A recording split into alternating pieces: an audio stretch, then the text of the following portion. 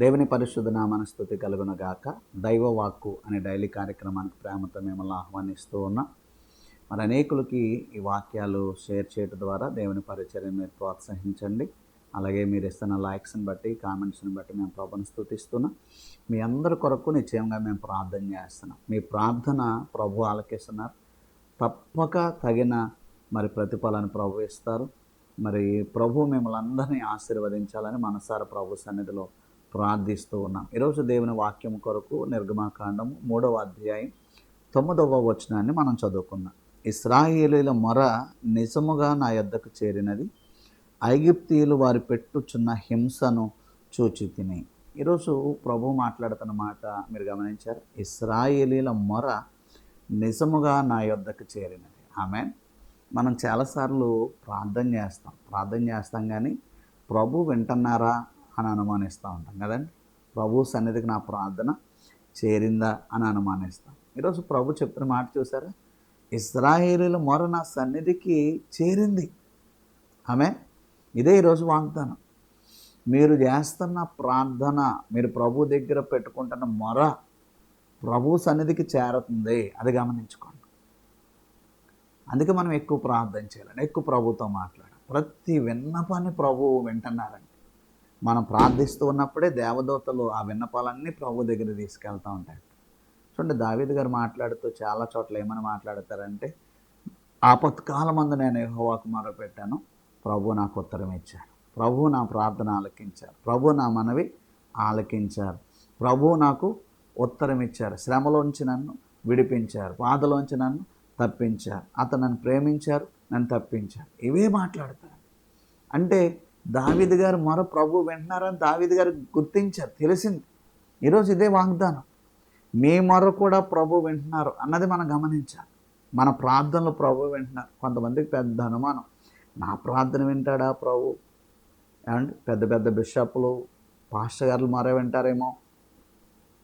కానే కాదు, రహస్యమందు చూచి తండ్రికి మనం మొరపెట్టినప్పుడు ఆయన ప్రతి విన్నపాన్ని వింటారు. నీ ప్రార్థన ఆయనకి ఇష్టం, నీ మొర ఆయనకి ఇష్టం. నువ్వు మొర పెడితే తప్పక ఆయన వింటారు. ఇశ్రాయేలీల మొర ఆయన సన్నిధికి చేరిపోయిందంట. నీ విన్నపం కూడా ప్రభు సన్నిధికి చేరింది. ఆమె కష్టాల్లో, కన్నీటిలో మొరపెట్టుకుంటున్నారా? ప్రార్థన చేస్తున్నారా? ప్రభువు నా ప్రార్థనకి ఇంకా ఫలం ఇవ్వలేదేంటి అని అనుకుంటున్నారా? మీ ప్రార్థన ప్రభు సన్నిధికి చేయండి. కొన్నేళ్ళు ప్రార్థన చేస్తున్నాడు. ఒక దర్శనమందు దేవదూత ప్రత్యక్షమైందండి. వణుకుతున్నాడు. వణుకుతూ ఉంటే దేవుని దూత చెప్పిన మాట ఏంటో తెలుసా? కొన్నేలి, నువ్వు భయపడకు, నీ ప్రార్థనలు, నీ ధర్మ కార్యాలు దేవుని యొక్క సన్నిధిలో జ్ఞాపకార్థంగా చేరిపోయినాయి అన్న. మనం ఈ లోకంలోంచి ఏది తీసుకెళ్ళలేం పరలోకం, కానీ మన ప్రార్థనలు అక్కడ ఉంటాయట, మన ధర్మ కార్యాలు అక్కడ ఉంటాయట. మన దేవుని సన్నిధిలో చేసిన భక్తి మన వెంట వస్తుంది అన్నమాట. మన కన్నీరు అక్కడ ఉంటుందండి. మన మొర పరలోక రాజ్యంలో జ్ఞాపకార్థంగా ఉంటుందట. దేవునికి మహిమ కలుగును గాక. ఆమె మనం పెట్టుకునే ప్రతి మొరకి దేవుడు ఫలమిస్తారంట. అందుకే భక్తులందరూ దేవుని సన్నిధిలో మొరపెట్టిన వారుగా ఉన్నారు. అందుకే దేవుడు వారికి గొప్ప గొప్ప ఫలాలు ప్రభు అనుగ్రహించినట్టుగా చూస్తాం. ఈరోజు నీ మొర దేవుడు వింటున్నారు. నీ ప్రార్థన ప్రభు సన్నిధికి చేరింది. ఇశ్రాయేలీల మొర ఎలా ప్రభు సన్నిధికి చేరిందో నీ మొర కూడా ప్రభు సన్నిధికి వెళ్ళింది అనే విశ్వాసంతో మీరు ఎదురు చూడండి. దేవుని కార్యాలు పొందుకోండి. ప్రభు మిమ్మల్ని మెండుగా దీవిస్తారు. మీ ప్రార్థనకు తగిన ఫలం ఇస్తారు. ప్రతి ఫలాన్ని మీరు అనుభవించుదురుగాక.